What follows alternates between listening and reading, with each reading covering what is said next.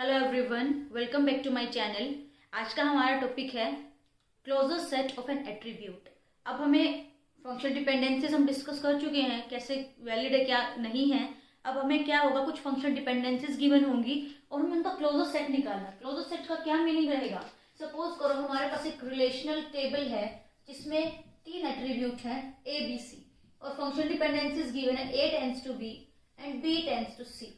ये 2 function dependencies given है। अब हमें सिर्फ इतना पता है कि हम ए की हेल्प से बी फाइंड आउट कर पा रहे हैं और बी की हेल्प से सी फाइंड आउट कर रहे हैं, बट इनडायरेक्टली हम ए की हेल्प से सी भी तो फाइंड आउट कर पा रहे हैं ना। तो ये चीजें कैसे पता करेंगे हम? Through closure set. हमें क्या होगा, उस एट्रीब्यूट का क्लोजर सेट निकालना पड़ेगा। तो फंक्शन डिपेंडेंसीज यहाँ 2 तरीके से हमें दिखाई देंगी। एक तो जो गिवन है और कुछ हिडन फंक्शन डिपेंडेंसीज हैं जो कि हम फाइंड आउट कर सकते हैं by finding the closure set of an attribute. तो यहाँ अगर हम ए का क्लोजर सेट निकाल दे तो हमें उसमें पता चलेगा कि सी भी हम फाइंड आउट कर सकते हैं अगर हमें ए गिवन है तो ये सारी चीजें निकालेंगे हम 2 तरीके से। अगर हमें इन तीनों एट्रीब्यूट का क्लोजर निकालना है या इन तीनों एट्रीब्यूट की हिडन और जो गिवन फंक्शन डिपेंडेंसीज हैं वो निकालनी है, तो उसका 2 तरीके से हम निकाल सकते हैं। इन्फरेंस रूल के थ्रू हम निकाल सकते हैं और डायरेक्ट मेथड। तो देखो ये रूल हमें पता होने चाहिए, but to find closure set मैं आपको एडवाइस नहीं दूंगी कि इसके थ्रू हम फाइंड आउट करें, ये थोड़ा लंबा पड़ेगा हमें। हम मेथड फॉलो करेंगे, डायरेक्ट मेथड, कि कैसे हम डायरेक्टली क्लोजर सेट निकाल सकते हैं। बट स्टिल मैं आपको बोल रही हूँ हमें रूल्स का पता होना चाहिए, क्योंकि एग्जाम में मैच द फॉलोइंग में आ चुके हैं ये क्वेश्चन। तो रूल देखते हैं, हमारे पास बेसिक 3 रूल हैं, रिफ्लेक्सिव, ऑगमेंटेशन एंड ट्रांजिटिव। तो ये तीनों रूल को हम बोलते हैं RAT। R stand for reflexive, A stand for augmentation and T stand for transitive rule, और हम इसे बोलते हैं आर्मस्ट्रॉन्ग रूल। तो ये आर्मस्ट्रॉन्ग रूल से भी हम इनको जानते हैं। तो ये 3 रूल मोर देन सफिशिएंट है to find out the closure set of an attribute. But कुछ और एक्स्ट्रा रूल्स हैं जो इन्हीं से बनाए गए हैं, वो भी हम डिस्कस करेंगे। तो पहले हम इन तीनों के बारे में देखते हैं। जो फर्स्ट रिफ्लेक्सिव रूल है वो क्या बोलता है कि अगर अपने पास एक टेबल है, उस टेबल में हमारे पास 2 सेट ऑफ एट्रीब्यूट्स है अल्फा एंड बीटा। अगर एक टेबल में ये बात लिखी गई है कि beta is subset of alpha, then you can say that alpha tends to beta holds good. अगर बीटा सबसेट है अल्फा का, हाँ हम ये बोल सकते हैं कि हम अल्फा से बीटा को डिराइव कर सकते हैं, वो उसके क्लोजर सेट में इंक्लूड होगा। तो ये किसने बोला? रिफ्लेक्सिव रूल ने बोला।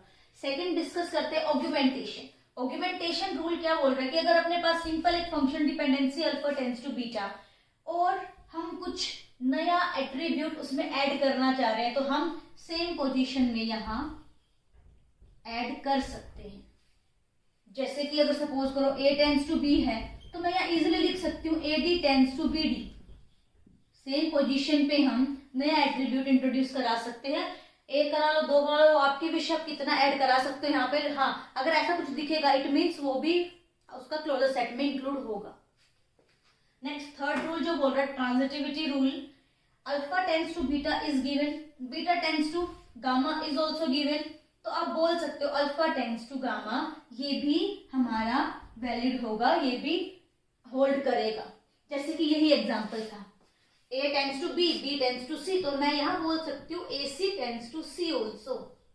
इट मीन्स जो A के क्लोजर में कौन कौन इंक्लूड हो गए, यहाँ A क्लोजर हम शो करेंगे एट्रीब्यूट के ऊपर प्लस साइन लगा के। तो यहाँ A क्लोजर तो B तो डायरेक्टली गिवन था ही, और C को मैंने इन्फरेंस रूल से डिराइव कर लिया, तो A खुद इंक्लूड रहेगा उसके सेट में, और आप ये सारी की सारी वैल्यूज A से आप फाइंड आउट कर सकते हो। तो ये 3 रूल थे, बेसिक रूल, जो कि मोर देन सफिशिएंट है to find out the closure set.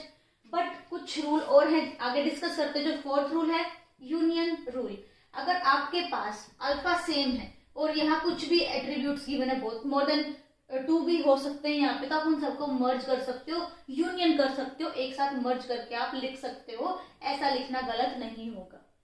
Next rule is decomposition rule. Just ऊपर वाले रूल का ये अपोज में काम करेगा। हमने यहाँ मर्ज किया है, ये उनको डिकम्पोज कर देगा। अगर ऐसा कुछ गिवन है तो आप उसको लिख सकते हो alpha tends to beta, alpha tends to gamma.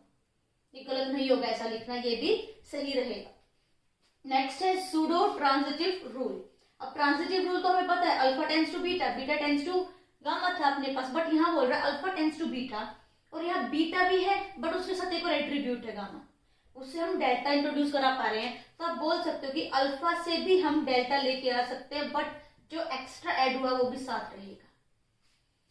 तो ये आपका वर्क करेगा, ये क्लोजेस फाइंड आउट करने में हेल्प करेगा आपका। तो मैं आपको फिर से रिपीट कर रही हूँ ये चीजें, ये 6 रूल माइंड में रखना।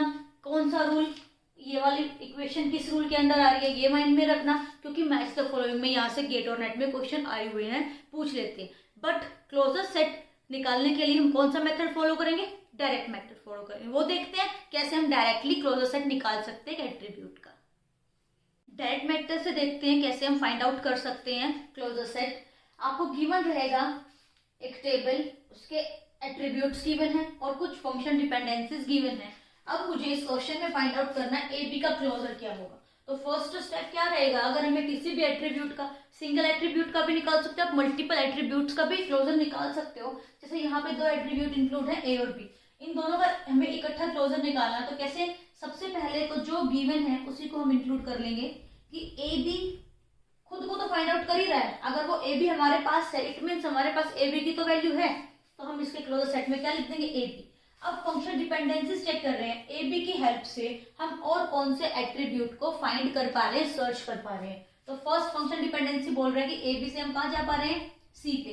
तो अब हम क्या करेंगे, यहाँ सी भी इंक्लूड कर देंगे इसके क्लोजर सेट में, ए बी के क्लोजर सेट में।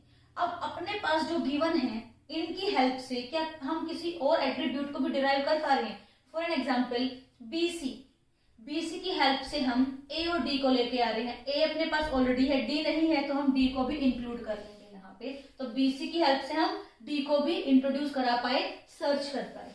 नेक्स्ट, अगर हम कोई और फंक्शन डिपेंडेंसी है जो इन एट्रीब्यूट का यूज करके कुछ नया डिराइव कर पा रही है, तो हमें वो भी इसके अंदर इंक्लूड करना है। नेक्स्ट, अब देखो डी से हम एफ को भी लेके आ पा रहे हैं, तो मैं यहाँ एफ भी इंक्लूड कर दूं ए बी के क्लोजर सेट में। अब जो गिवन है, क्या मैं इनकी हेल्प से कुछ और नया एट्रीब्यूट इंक्लूड कर पा रही हूँ कि नहीं कर पा रही, वो चेक करते हैं। सी एफ, हमारे पास सी एफ है, सी एफ डी को इंट्रोड्यूस करा रहा है, डी हमारे पास ऑलरेडी है। सो ये जो बना अपना, ये क्लोजर सेट है ए बी का। अब आप इसमें देखो, ए बी से हमें इतना ही पता चल रहा था कि हम ए बी से सिर्फ सी इंट्रोड्यूस करा पा रहे हैं, बट जो हिडन फंक्शन डिपेंडेंसीज थी वो हम फाइंड कर पाए थ्रू द क्लोजर सेट। तो हम अकेला ए बी सी नहीं सर्च कर पा रहे, डी एफ बी हम सर्च कर पाएंगे with the help of A B. Next, इस क्वेश्चन में ट्राई करते हैं हम, ये 3 फंक्शन डिपेंडेंसीज गिवन है, यहाँ पे हम निकालते हैं बी क्लोजर। तो हमें सबसे पहला स्टेप क्या था, जो जिसका क्लोजर निकालना उसको हमने इंक्लूड कर लिया। अब बी से हम क्या क्या फाइंड आउट कर पा रहे हैं, सी डी, मैंने लिख दिया सी डी, और बी से हम ए को भी इंट्रोड्यूस करा पा रहे हैं।